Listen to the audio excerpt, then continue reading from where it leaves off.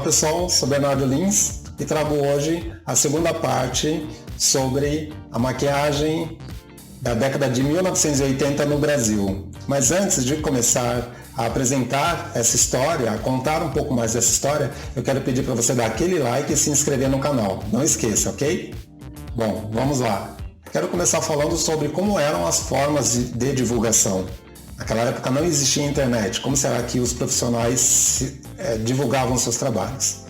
A maior forma de divulgação dos trabalhos realizados pelos maquiadores era por meio dos créditos de seus trabalhos realizados e publicados em jornais locais e nacionais, ou nas revistas em que as empresas faziam a divulgação de seus produtos, ou ainda em revistinhas de comércio e revistas de moda e beleza. Em época na qual a comunicação não era fácil como hoje, cartões de visita eram distribuídos pelos profissionais e havia a possibilidade também de pagar as revistinhas para que divulgassem suas logos e endereços. Alguns profissionais mais conceituados que apareciam na televisão conseguiam realizar uma maior divulgação.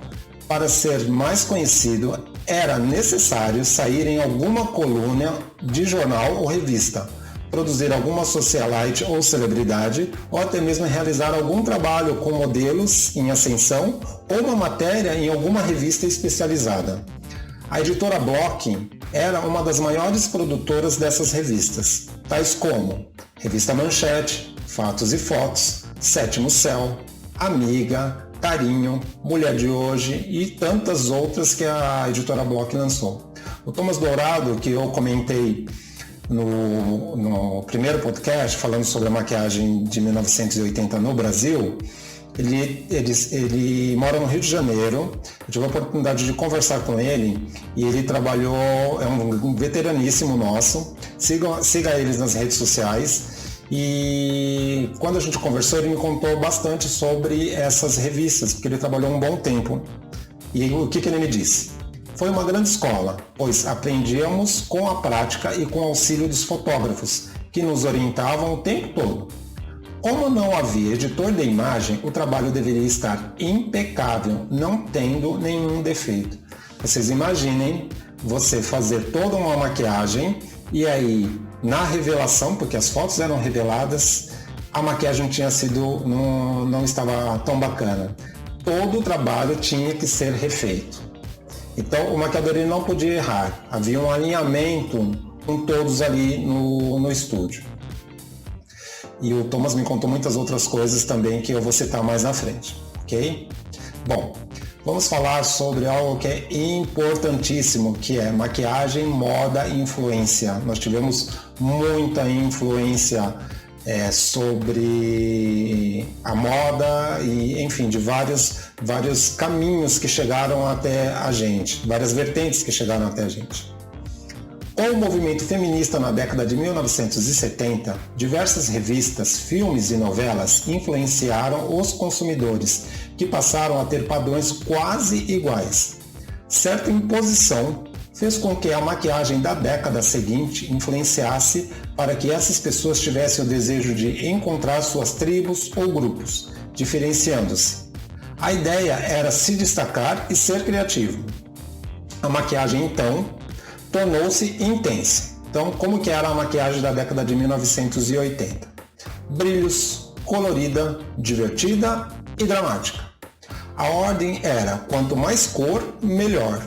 Sobrancelhas mais espessas, diferentes da década anterior, que eram mais afinadas, e da década que estaria por vir, mais desenhadas. O menos nunca foi o mais na década de 1980. O mais era mais, ou muito mais. Os olhos revelavam uma grande representatividade e era uma parte importante, trazendo as referências dramáticas. Cores intensas, vivas, neon e escuras. Tudo junto e misturado, traduzindo a maquiagem desta década. O objetivo era definitivamente se destacar da multidão e expressar a sua própria criatividade. A moda, em geral, seguia também essa tendência. As roupas eram ousadas, extravagantes, exageradas e, muitas vezes, muito coloridas. apareciam muitos resquícios da década anterior, de 1970, considerada a década do glitter, a era disco. A androgenia tomou força nos anos de 1980 e então todas essas informações sobre tendências de usos e costumes eram cabíveis para ambos os sexos. Podemos dizer que diversos movimentos musicais e seus representantes tiveram grande influência nos estilos de maquiagem. A moda punk, por exemplo, surgida nos anos de 1970, teve grande influenciadora da maquiagem, a cantora Siouxsie. Busquem nas redes sociais sobre a história de Siouxsie. Ela foi uma grande influência. Ela fazia umas maquiagens simétricas, em tons de preto, vermelho, ousada. Muito interessante pesquisar sobre essa cantora chamada Siouxsie. A banda dela, a primeira banda, chamava Siouxsie and the Banshees, cuja representatividade do protesto, ativismo, era uma make dramática, representação muitas vezes de mulheres fortes. Não há como não mencionar Madonna e Cyndi Lauper nesta década, que foram ícones representativos das cores pop da época. Era o conceito do quanto mais, melhor. Muita cor nos olhos, blush bem acentuado, máscara de cílios coloridas, delineadores e outros produtos com cores metálicas. Como o look mais louco e alternativo da Madonna trouxe mais novidades, ela criou uma atmosfera diferente dentre aquelas. Além disso, surgiram bandas de diversos estilos e movimentos musicais que influenciaram diretamente os looks. Então o punk, ele influenciou muito, o movimento punk ele influenciou muito na moda, na maquiagem, e a gente tem uma representatividade de bandas como Sex Pistols e o Ramones. Houve também um movimento que se chamou New Romantic, e a gente tem as bandas como Duran Duran, Eurythmics e Culture Club. Eurythmics, especificamente, com a cantora Annie Lennox, eu lembro que ela fazia umas maquiagens bem coloridas também, e trouxe uma representatividade muito interessante para todos nós, né? Para todas as pessoas que viveram naquela época. Nós temos a androgenia de Boy George, cantor do Culture Club, né? Que tinha seu figurino, um homem que se maquiava, independente da sua orientação, ou seja, a gente tem uma representatividade da androgenia muito forte através de Boy George. Tivemos também o movimento New Wave, que foi muito colorido, então a gente vai ter B52, onde as cantoras tinham um look visitado ali nos anos 60.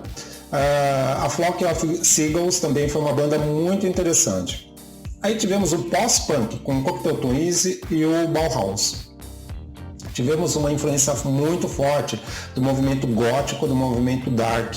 Então bandas como The Cure, The Cult, The Mission, o Robert Smith, que é o vocalista do The Cure, ele também é um homem se maquiando com olhos pretos, batom vermelho, influenciou muitos jovens, muitas pessoas dentro da moda dessa época. E é claro que a gente não pode deixar de lado o rock, representado pela banda Pretenders, que tem como vocalista uma mulher. Estilos remanescentes dos anos de 1950 e 60, como o estilo rockabilly, foram revisitados nos anos de 1980. Necessário citar também a influência de filmes lançados na década tais como Flashdance, Procura-se por Susan Desesperadamente, que Madonna participa desse filme, Os Garotos Perdidos, A Lagoa Azul e muitos outros. A maquiagem saiu das telonas e ganhou as ruas. O Duda Molinos, no livro dele, ele cita sobre este período. Começa a ficar difícil dizer qual estilo que venceu na década em que o passado é constantemente revisitado. A poluição visual da década é total. Então agora eu vou contar para vocês como era a forma de atuação dos profissionais no mercado de trabalho. Era tudo junto e misturado. Alguns maquiadores em determinados momentos migravam de área, e uma grande parte deles que exerciam atividades em salão de beleza optou por ir para o mundo da moda, e os que trabalhavam com moda foram para a TV. Quem me relatou isso foi o grande maquiador, nosso querido Henrique Melo. Aconteciam grandes montagens de teatro musical e de revista, produções com cantoras e atrizes no teatro e na televisão, que proporcionavam um amplo mercado de trabalho. Os desfiles de moda eram um pouco mais formais e chiques e alguns outros performáticos. Aconteciam os concursos de misses e os desfiles nos grandes magazines onde as conceituadas marcas lançavam seus produtos. Eu vou citar alguns nomes de maquiadores que se destacaram nesta época. Por favor, eu quero dizer que foram os que chegaram para mim, essas informações, né? Foram as informações que chegaram para mim e que eu quero homenagear todos os maquiadores que contribuíram para deixar um legado muito grande para todos nós. Aqui eu vou citar alguns, mas aproveitando para ampliar essa homenagem para todos os profissionais desta época. Então, nós temos ali, na década de 1980, o Guilherme Pereira, o Eric Rezepek, a Marlene Moura, Vavá Torres, que está na ativa, Marcelo Biuri, Múcio Catão, Lili, que é Aloísio Ferraz, que está na ativa, Adam Macigrande, também que está na ativa, e o Celso Lagos. Na década seguinte, destacam-se Duda Molinos, Cacá Moraes e Henrique Melo, entre tantos maquiadores que se destacaram também. Ok? Vamos falar agora como que era a relação dos maquiadores, manequins e modelos. Deve ser muito interessante. Vamos lá. O relacionamento que os maquiadores mantinham com as manequins e modelos era de amizade. Eles gostavam das profissionais e, por afinidade, tinham suas preferidas. Havia muito glamour nos desfiles. Nos backstages tinha os maquiadores que trabalhavam em salões badalados. Alguns profissionais contratavam a produção. A modelo e apresentadora Adriana Colim conta que naquela época havia menos quantidade de profissionais, porém com muita qualidade. Nós não dávamos sugestões. Sofríamos a beça com acessórios na cabeça que apertavam ou até mesmo grampos que machucavam. Neste caso, não havia abertura de dizer que não gosto disso ou daquilo. Raramente, a gente falava para valorizar o olho ou a boca. Na moda, isso acontecia muito.